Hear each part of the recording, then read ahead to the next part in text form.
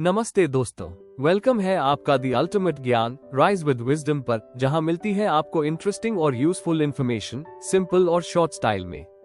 अगर आप नए हो तो सब्सक्राइब करना ना भूलना और बेल आइकॉन जरूर दबाओ ताकि कोई भी अमेजिंग अपडेट मिस ना हो जाए। तो आइए आरंभ करते हैं। बच्चों, आज हम बात करेंगे कृषि यानी एग्रीकल्चर के बारे में। आप सब जानते हो कि कृषि हमारे जीवन का आधार है।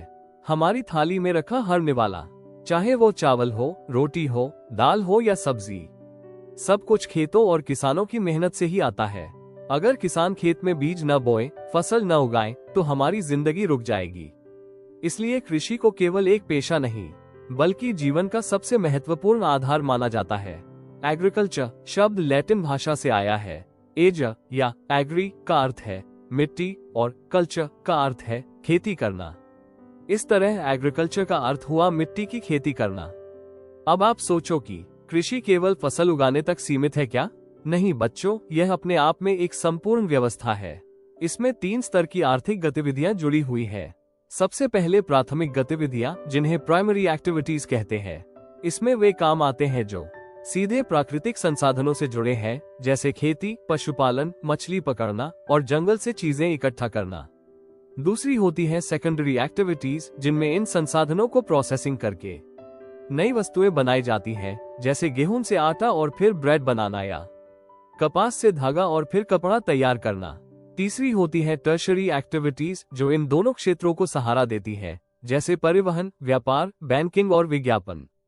कृषि इसी प्राथमिक क्षेत्र का हिस्सा है और इसलिए ये हमारी पूरी अर्थव्यवस्था और जीवन का पहला और सबसे जरूरी कदम है। कृषि को आप एक सिस्टम की तरह भी समझ सकते हो।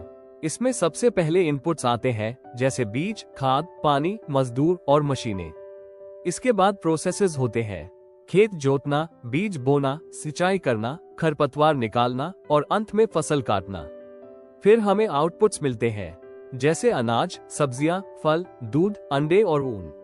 अगर आप ध्यान से देखो तो खेती एक चक्र है जिसमें हर चीज जुड़ी हुई है, बीज से शुरू होकर अन्न तक और फिर हमारी थाली तक पहुंचने की यह यात्रा बहुत मेहनत और योजना से पूरी होती है।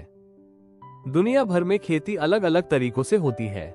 यह इस बात पर निर्भर करती है कि किस देश की मिट्टी कैसी है, मौसम कैसा है, जनसंख्या कितनी है और वहां की तकनीक किस स्तर की है।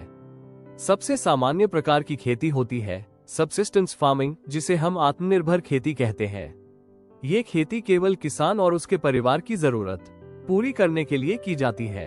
इसमें पैदावार सीमित होती है और औजार भी साधारण होते हैं। ये खेती विशेषकर एशिया और अफ्रीका के ग्रामीण इलाकों में ज्यादा पाई जाती है। इसमें भी 2 प्रकार देखने को मिलते हैं, इंटेंसिव सबसिस्टेंस और प्रिमिटिव सबसिस्टेंस। इंटेंसिव सबसिस्टेंस में किसान छोटे से खेत में बहुत मेहनत करता है और एक ही खेत से साल में कई बार फसल लेने की कोशिश करता है। धान इसकी प्रमुख फसल है, लेकिन गेहूं, मक्का और दालें भी इसमें बोई जाती है। ये खेती उन जगहों पर होती है जहां जनसंख्या ज्यादा होती है और जमीन कम। वहीं प्रिमिटिव सबसिस्टेंस खेती में शिफ्टिंग कल्टीवेशन और नोमैडिक हर्डिंग शामिल होते हैं। शिफ्टिंग कल्टीवेशन को आप झूम खेती भी कहते हो। इसमें किसान जंगल के पेड़ काटते हैं और जलाकर जमीन साफ करते हैं। फिर राख को मिट्टी में मिलाकर फसल उगाते हैं। जब मिट्टी की उर्वरता घट जाती है तो किसान दूसरी जमीन ढूंढ लेता है। ये खेती भारत के उत्तर पूर्वी हिस्सों, अफ्रीका और दक्षिण अमेरिका में पाई जाती है। दूसरी ओर नोमैडिक हर्डिंग का मतलब है पशुओं के साथ जगह जगह घूमना। चरवाहे अपने झुंड को पानी और चारे की तलाश में लेकर चलते हैं। सहारा, मध्य एशिया और भारत के राजस्थान जैसे इलाकों में ये परंपरा देखी जाती है। इसके विपरीत कमर्शियल फार्मिंग होती है, जिसे व्यावसायिक खेती कहते हैं। इसका मकसद केवल परिवार को खाना खिलाना नहीं, बल्कि फसल उगाकर बाजार में बेचना होता है। इसमें बड़े बड़े खेत होते हैं, पूंजी अधिक लगती है और मशीनों का प्रयोग भी किया जाता है। व्यावसायिक खेती के अलग अलग रूप हैं, जैसे कमर्शियल ग्रेन फार्मिंग, जिसमें गेहूं और मक्का जैसी फसलें उगाई जाती है। मिक्स्ड फार्मिंग, जिसमें किसान फसल भी उगाता है और पशुपालन भी करता है। और प्लांटेशन फार्मिंग, जिसमें एक ही फसल बड़े पैमाने पर उगाई जाती है, जैसे चाय, कॉफी, रबर, गन्ना या केला। अब हम फसलों की बात करें। भोजन की दृष्टि से सबसे महत्वपूर्ण फसलें हैं चावल, गेहूं, मक्का और बाजरा। चावल एशिया की प्रमुख फसल है और चीन तथा भारत इसके बड़े उत्पादक हैं। गेहूं को ठंडी जलवायु और दोमट मिट्टी पसंद है और यह अमेरिका, कनाडा और रूस जैसे देशों में बहुत उगाया जाता है। मक्का को धूप और उपजाऊ मिट्टी चाहिए और यह ब्राजील, मेक्सिको और भारत में बोई जाती है। बाजरा और रागी जैसी मोटे अनाज की फसलें कम उपजाऊ मिट्टी और कम पानी में भी उग जाती हैं। इसके अलावा रेशेदार फसलों में कपास और जूट आती है।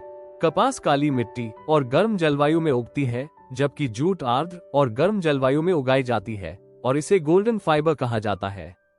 पेय फसलों में चाय और कॉफी आती है। चाय ठंडी जलवायु और अधिक वर्षा वाले क्षेत्रों में उगती है, जैसे भारत और श्रीलंका।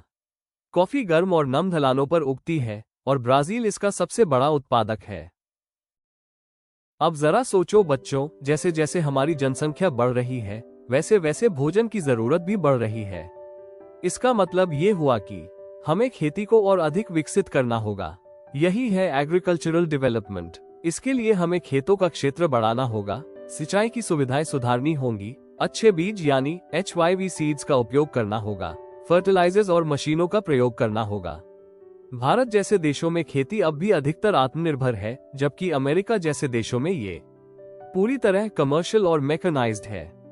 अगर हम उदाहरण से समझें तो भारत के उत्तर प्रदेश में मुन्ना लाल जैसे किसान हैं, जिनके पास मुश्किल से 1.5 हेक्टेयर जमीन होती है। वो गेहूं और चावल उगाते हैं, दालें भी बोते हैं, कभी ट्रैक्टर किराए पर लेते हैं, कभी बैलों से हल चलाते हैं। उनके पास भैंस और मुर्गियां होती हैं, जिनसे वे दूध और अंडे बेचते हैं। लेकिन सबसे बड़ी समस्या यह है कि उनके पास भंडारण की सुविधा नहीं है और उन्हें फसल सस्ते दामों पर बेचनी पड़ती है।